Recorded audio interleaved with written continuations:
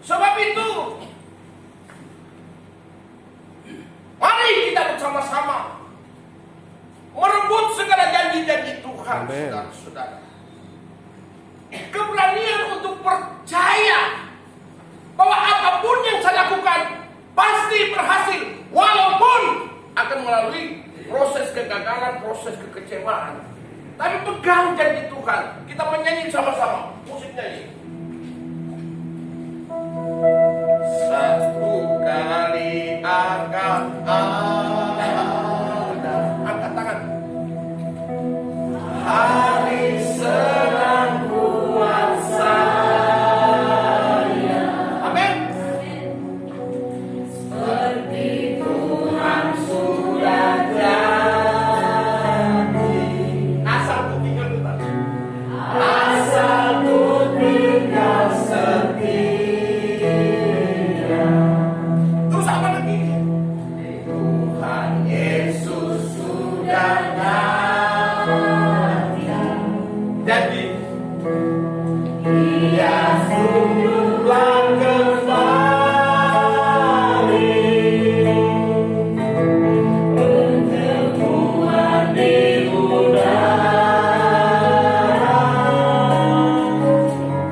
Oh senang sekali.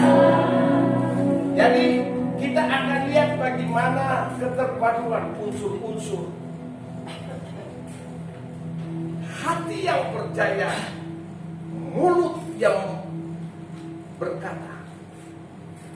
Sebab itu jaga kekudusan hidup. Desi, jaga kekudusan hidup. Berlaku benar-benar sebagai wanita rambut panjang. Kamu tunggu Desi rambut panjang. Ya kan ada hamba Tuhan. Masa seperti kayak laki-laki? Percaya saja, percaya saja, semua pasti jadi. Percaya saja,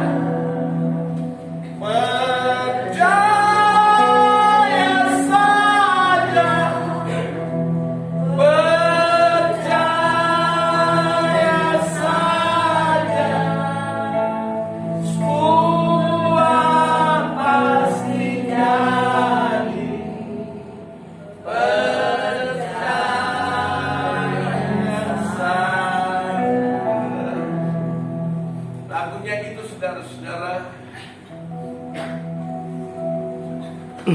Jadi ingat, hidup yang berkuasa itu ditentukan faktor hati yang percaya. Hidup yang berkuasa. Ya. Hidup yang berkuasa itu memerlukan satu keteguhan dan keberanian. Amin. Yaitu apa? Firman-Mu berkata kau beserta. Amin. Mari coba. Firman-Mu berkata kau beserta-Mu. Angkat tangan.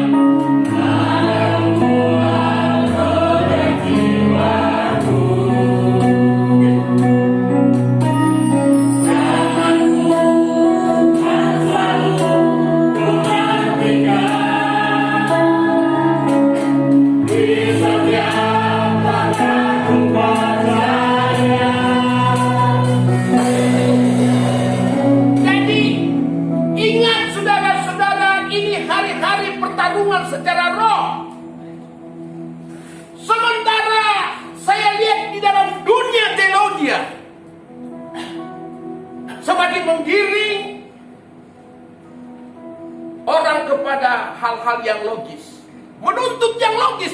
Tidak bisa, saudara-saudara. Keajaiban itu tidak masuk di akal. Tegak yang tidak masuk di akal itu baru dari Tuhan. Mari kita lihat, saudara-saudara, salah satu contoh. 2 raja-raja. ke-6. 2 Raja-Raja pasal yang ke-6. 2 Raja-Raja pasal yang ke-6. Firman-Mu berkatakan,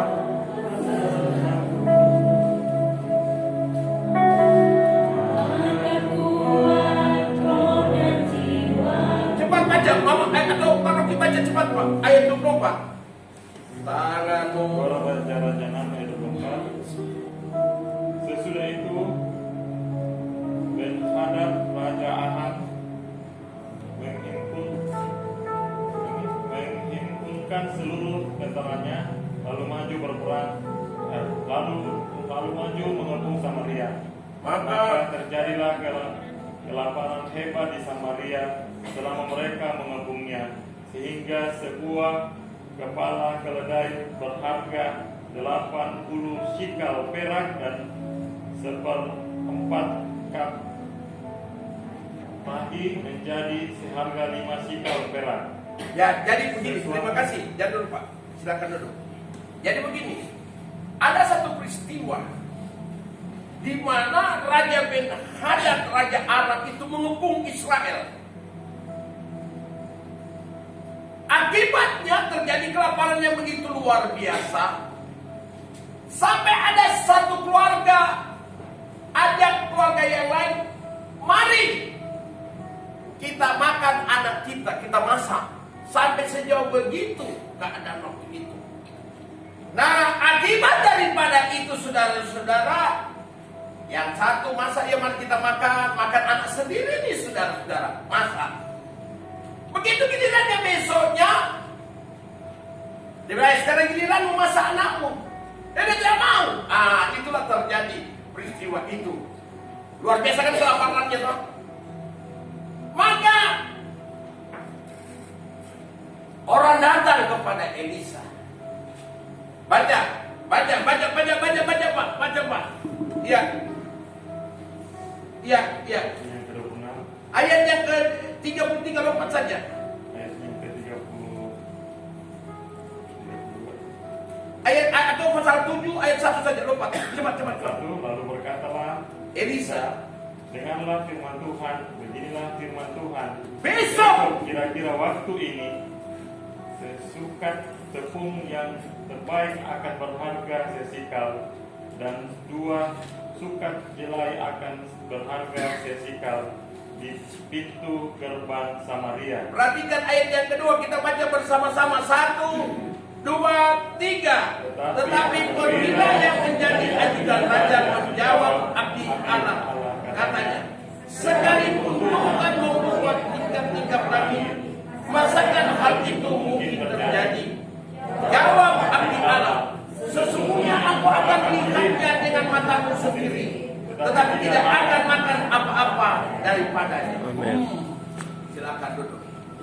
Akibatnya saudara-saudara itu lihat sebuah perkataan, ada situasi kelaparan yang tidak masuk di akal, sampai ada orang yang masak anaknya.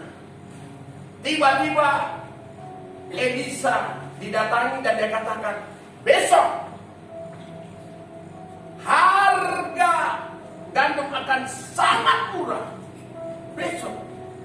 Maka datanglah si perwira ini, dia katakan, sekalipun Tuhan membuka tingkap-tingkap lagi, tidak mungkin terjadi.